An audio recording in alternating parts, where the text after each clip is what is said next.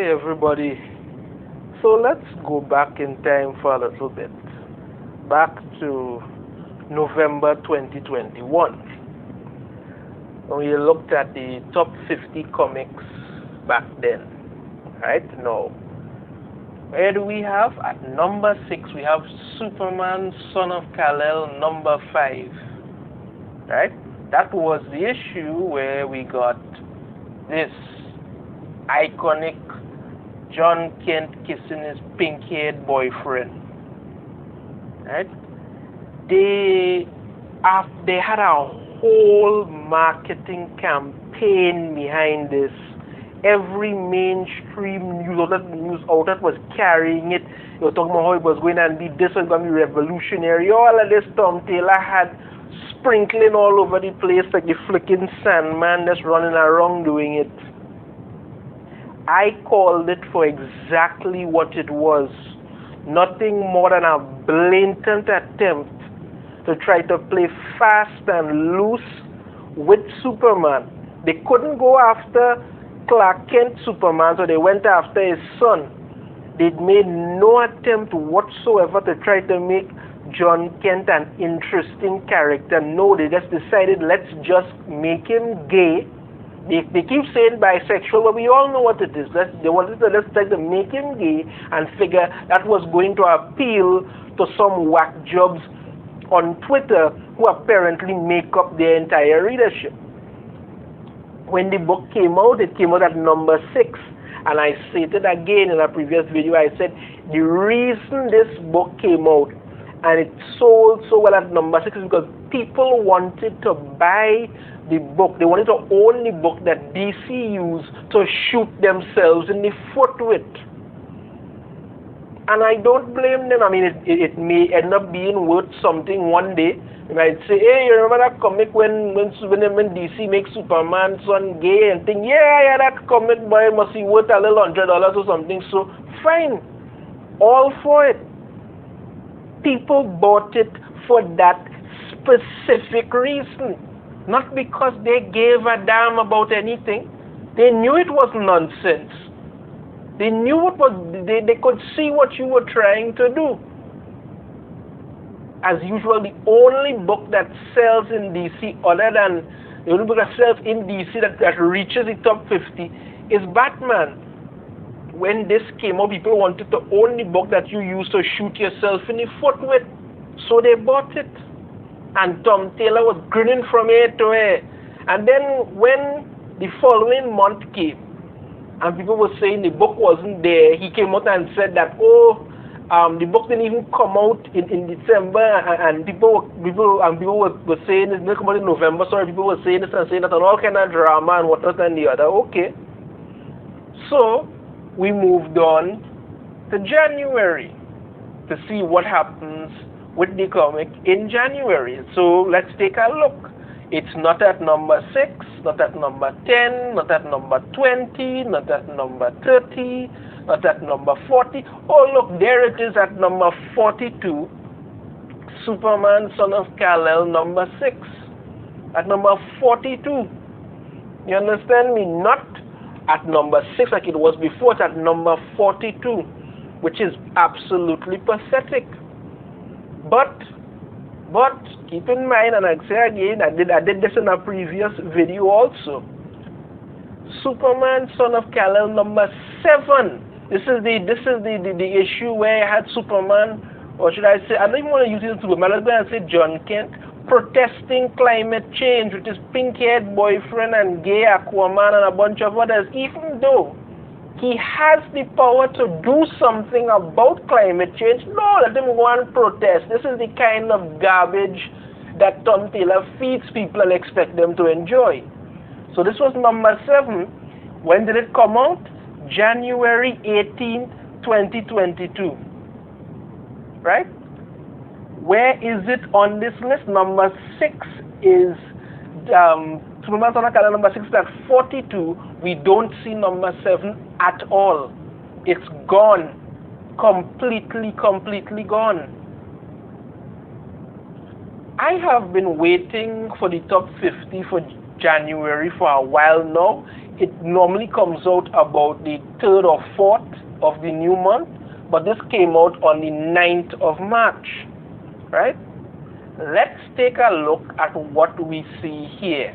Once again, the only DC book we're seeing is Batman and all other Batman related one, Batman, Catwoman. There's another one, right? There's another book from DC called Monkey Prince, #1, that came in at number 24.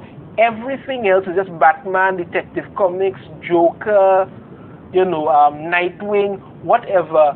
No woke Superman. Superman, son of Kal-El, gone. Completely gone from the top 50. Completely gone from the top 50. There is none now. It's gone. Because why? This is what happens when you make ridiculous shit and figure people are going to somehow be happy about it. No. This is what you promoted as being revolutionary. You wanted your own Superman that you could do as you please with. And this is what you figure people want. And when people are not buying it anymore, Tom Taylor is going around talking and saying that how, the book doing this, and people saying all kind of madness, and they doing this. Look at the results. Look at the result. It's not in the top 50 at all. The only book that DC is burning out is Batman. That is it. So we're not even seeing it here.